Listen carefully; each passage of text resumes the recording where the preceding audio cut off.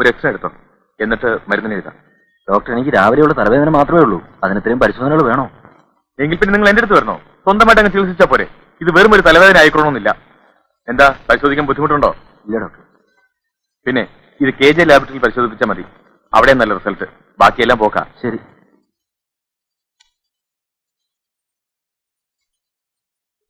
Good afternoon, doctor. I am Shivashankar from Proto Pharmaceuticals. ഇരിക്കും sir. ഞാൻ മുമ്പൊരിക്കൽ ഡോക്ടറെ വന്ന് കണ്ടിരുന്നു. ഓ, ഞാൻ ഓർക്കുന്നില്ല. ഞങ്ങളുടെ പ്രോട്ടോ ബീറ്റ് ടോണിക് വളരെ എഫക്റ്റീവ് ആണ്. പക്ഷേ ഡോക്ടർ ഒന്നുപോലെ ഇതുവരെ എഴുതിയില്ല. ഇത്തരം ചെറിയ കമ്പനികൾ ഞാൻ എഴുതാറില്ല. ഞങ്ങളുടെ കണ്ടന്റ് എന്താണെന്ന് നോക്കണം ഡോക്ടർ. അതിന്റെ ആവശ്യമില്ല. ടോണിക്കുകളുടെ ബഹളമാണ് ഇവിടെ. പിന്നെ ടേബിൾ ഫാൻ കണ്ടോ? കണ്ടു. അത് പ്രോവിറ്റേക്കാരുടെ കോംപ്ലിമെന്റ്സ് ആണ്. പിന്നെ ഈ ടേബിൾ കണ്ടോ? കണ്ടു. വിറ്റ ബീറ്റോളുകാരുടെയാണ്. ദാ ബ്യൂറോ. മനസ്സിലായി, എനിക്ക് മനസ്സിലായി. ഞങ്ങളുടെ കമ്പനിയും കോംപ്ലിമെന്റ്സ് കൊടുക്കുന്നുണ്ട്. പക്ഷെ എല്ലാവർക്കും ഇല്ല. ഡോക്ടറെ പോലെ നിറയെ പ്രാക്ടീസ് ഉള്ള ആൾക്കാർക്ക് മാത്രം. എന്തൊക്കെയാണ് നിങ്ങളുടെ compliments? 1000 bottle Proto B prescribe ചെയ്താൽ ഒരു ഫ്രിഡ്ജ്, 5000 ഒരു കളർ ടിവിയും ഒരു VCRും, 10,000 ഒരു ചെറിയ Maruti car. Oh really, that's interesting. എന്താ നിങ്ങളുടെ ടോണിക്കിന്റെ പേര്? Proto B health tonic haemoglobin syrup with vitamin B12 and Servitol. ഗർഭശുശ്രൂഷയ്ക്ക് പ്രോട്ടോ ബി.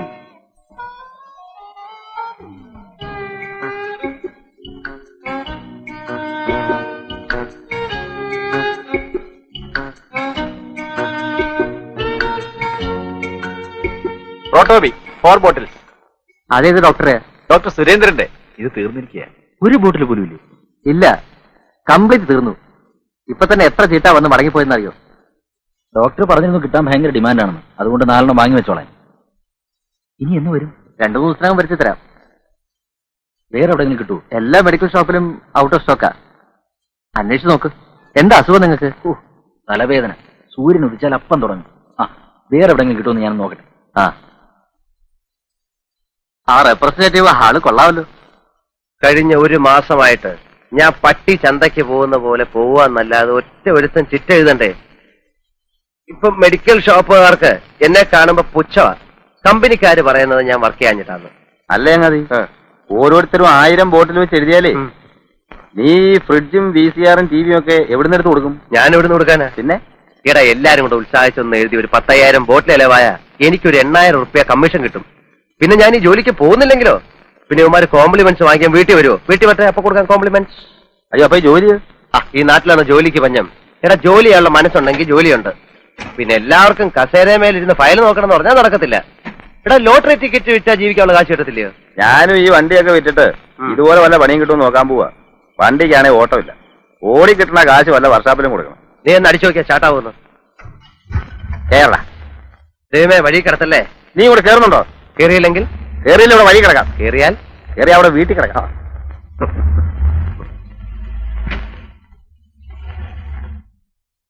എന്റെ ഏട്ടാ, ഞാൻ പറഞ്ഞ കേക്കണ്ടേ? ഉച്ചയ്ക്കാണെങ്കിൽ കഴിച്ചു എന്ന് വരുത്തി. അയാൾ വന്ന് വഴക്കുണ്ടാക്കണ ഇത് ആദ്യമൊന്നല്ലല്ലോ. എന്റെ കുട്ടി, ഇനി കോടതി കൂടെ കയറാനേ ബാക്കിയുള്ളൂ. അതും അയാൾ കേട്ടു. എന്റെ അമ്മയെ കോടതി എന്ന് പറയുന്ന തല വീഴുന്ന സ്ഥലമൊന്നുമല്ല. അയാൾ കൊണ്ട് കേസ് കൊടുക്കട്ടെ. പിന്നെ അയാളോട് സമാധാനം പറയണ്ടല്ലോ. അമ്മ ആഹാരം കഴിക്കും. എനിക്ക് വിശപ്പില്ല. ആദ്യം കേറിട്ടാ. പിന്നെ മണ്ണാൻ കേട്ടാ. ഇനി അമ്മ കഴിച്ചിട്ടാ ഞാൻ കഴിക്കുന്നുള്ളൂ. എന്റെ അമ്മ അയാൾ കേസ് കൊടുക്കത്തില്ല. ഞാൻ അയാളെ ചെന്ന് കണ്ട് സമാധാനമായിട്ട് സംസാരിച്ച് തീർത്തോളാം. വഴക്കൊന്നും ഉണ്ടാക്കരുത്. ഇല്ല, നയത്തില് അയാളെ പറഞ്ഞ് മനസ്സിലാക്കി സോപ്പിട്ടങ്ങ് കുളിപ്പിച്ച് കിടത്താം. പോരെ? അമ്മ കഴിക്കാം. ചില സമയത്ത് അമ്മയുടെ സ്വഭാവം കൊച്ചു പിള്ളേരെക്കാട്ടിലും കഷ്ടമാണ്.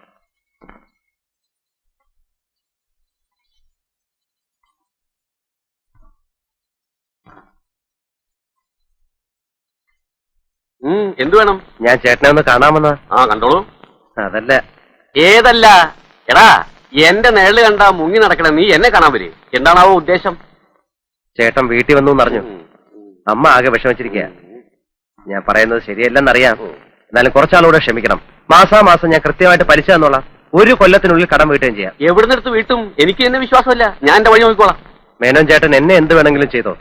എന്റെ അമ്മയെ വിഷമിപ്പിക്കരുത്. എടാ, നിന്റെ അച്ഛൻ ചെയ്ത് ചതിക്ക് നിങ്ങളൊക്കെ അനുഭവിക്കണം. 3 മാസത്തെ അവധിയും പറഞ്ഞ് വാങ്ങിച്ചോണ്ട് പോയതാ. ഇപ്പൊ കൊല്ലെത്രയായി? മുതലുമില്ല, പലിശയില്ല. ഇനി നിങ്ങളടുത്ത് ഞാൻ വരണില്ല. ഇവിടെ നീതി നിയമമുണ്ടോ ഞാനും നോക്കട്ടെ. ഞാൻ കാല് പിടിക്കാൻ ചേട്ടാ. ഇറങ്ങിപ്പോടാ തെണ്ടി.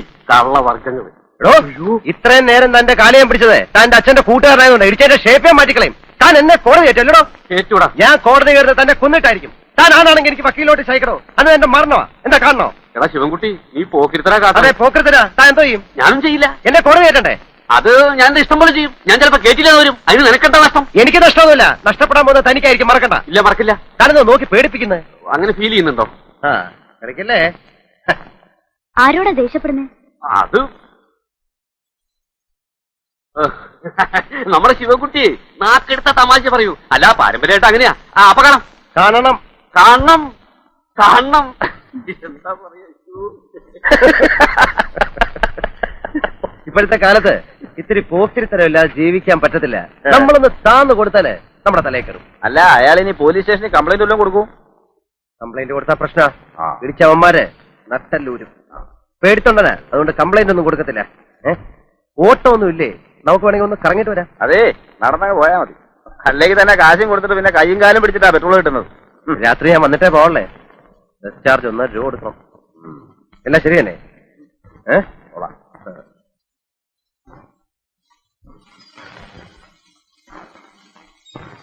ആ, ശിവൻകുട്ടി വന്നു. ആ, ഏട്ടനപ്പോ വന്നു.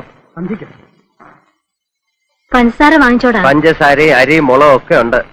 ഞാൻ വിചാരിച്ചു മറക്കുന്നു. നാളെ രാവിലെ ബാലന് കാപ്പി കൊടുക്കണത് എങ്ങനെയാണെന്ന് വിചാരിച്ചു വിഷമിച്ചിരിക്കുകയായിരുന്നു. ഏട്ടത്തെയും മോളൊക്കെ സുഖമായിരിക്കുന്നില്ലേ? ആ, തോന്നുന്നില്ല. പ്രേമേ, എന്തേട്ടാ? ഏതാടി ഈ സാരി? വല്യേട്ടൻ കൊണ്ടുവന്നതാ. ആ. നീ ബാഗ് എടുത്ത് അകത്ത് വയ്ക്ക.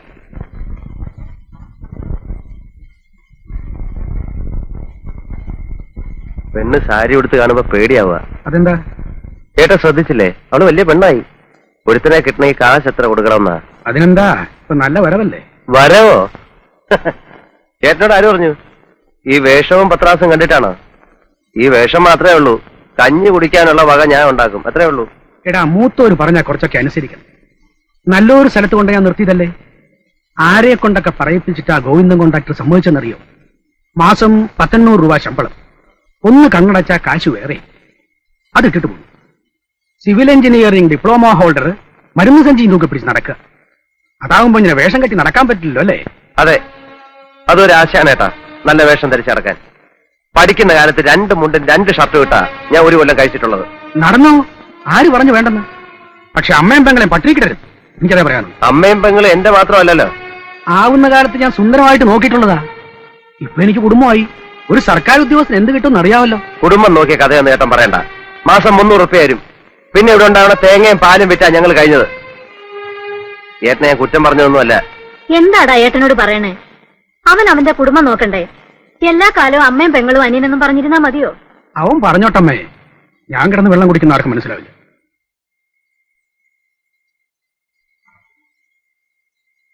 ശിവ, ഏട്ടൻ വന്നത് രമയ്ക്ക് ഭാഗം കിട്ടിയ സ്ഥലത്ത് അവൻ പെരപണിയാൻ പോവുക. അപ്പോ നമ്മുടെ പടിഞ്ഞാറെ വേലിയിലടുത്ത് നിൽക്കുന്ന 2 പ്ലാവ് മുറിച്ച ആവശ്യത്തിനുള്ള തടി കിട്ടും. ഞാൻ പറഞ്ഞു മുറിച്ചറുത്ത് കൊണ്ടുപോയിക്കോളാൻ. ആ പ്ലാവ് നിറയെ കായ്ക്കണതാ. എന്റെ വീട്ടിൽ നിന്ന് എന്ത് കൊണ്ടുവന്നു രമയുടെ വീട്ടുകാർ ചോദിച്ചാൽ ഞാൻ എന്ത് മറുപടി പറയും? ഞാൻ ഭാഗമൊന്നും പിരിഞ്ഞിട്ടില്ല. ഏട്ടന് ആവശ്യമുള്ള തടി ഞാൻ അലിയാറുടെ മില്ലിൽ ഏർപ്പാട് ചെയ്ത് തരാം. അതാവുമ്പോ എനിക്ക് കുറേശ്ശെ കൊടുത്തു തീർത്താൽ മതി. നമ്മുടെ തൊടിയിലെ പ്ലാവ് മുറിക്കാൻ മറ്റു പലരുടെ അനുവാദം കൂടി വേണം. ഈ വസ്തുവിന്റെ പണയത്തില് അച്ഛന് കടം കൊടുത്ത പലരുടെ.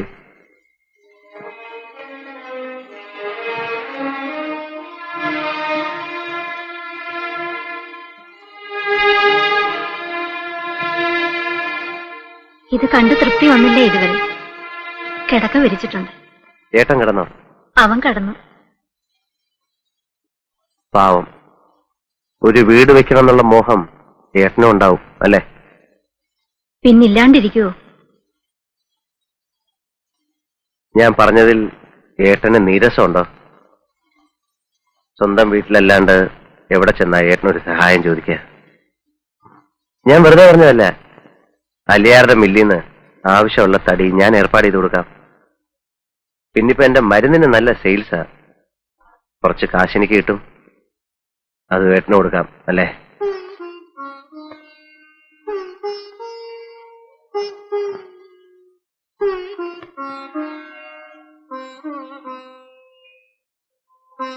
വാ വന്ന് കിടക്ക്. നാളെ രാവിലെ പോകേണ്ടതല്ലേ. നമുക്കും വേണം നല്ലൊരു വീട്.